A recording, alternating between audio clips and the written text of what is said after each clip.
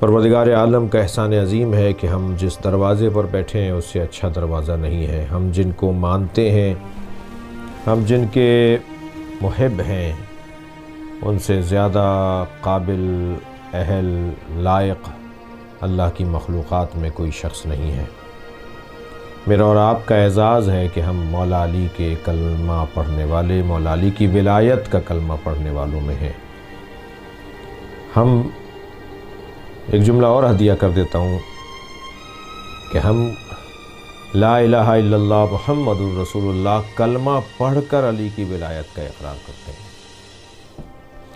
جو احباب یہ کہتے ہیں کہ جی انہوں نے کلمے میں اضافہ کر دیا، میں ان کے لیے جملہ تکرار کر رہا ہوں، لا الہ الا اللہ محمد الرسول اللہ پڑھ کر ہم علی ولی اللہ، علی کی ولایت کا اقرار کرتے ہیں۔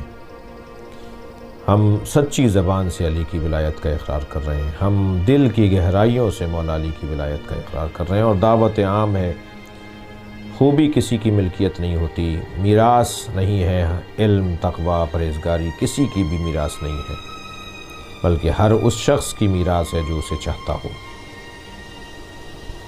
ہمیں اپنے آپ کو داعی الی علی قرار دینا چاہیے، ہمیں علی کی طرف بلانے والا ہمیں قرار دینا چاہیے اپنے آپ کو۔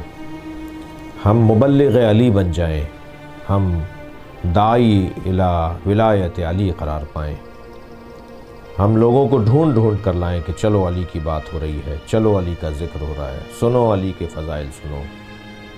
جو لوگ کسی وجہ سے ذکر علی بن ابی طالب علیہ السلام سے دور ہیں، انہیں بلا کر لائیں، انہیں لے کر آئیں، انہیں اپنے ساتھ بٹھائیں۔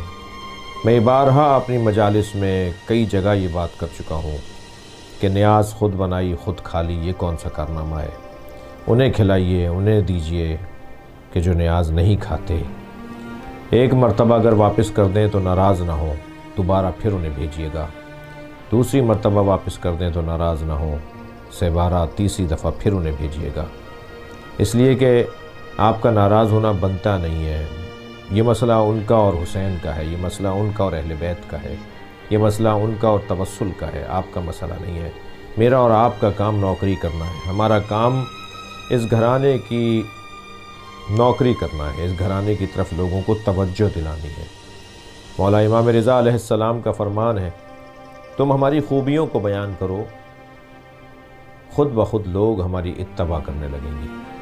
ہمیں ان کے کمالات بیان کرنے ہیں، ہمیں ان کی عظمتوں کو بیان کرنا ہے، خود بخود لوگ ان کی طرف راغب ہوتے چلے جائیں گے۔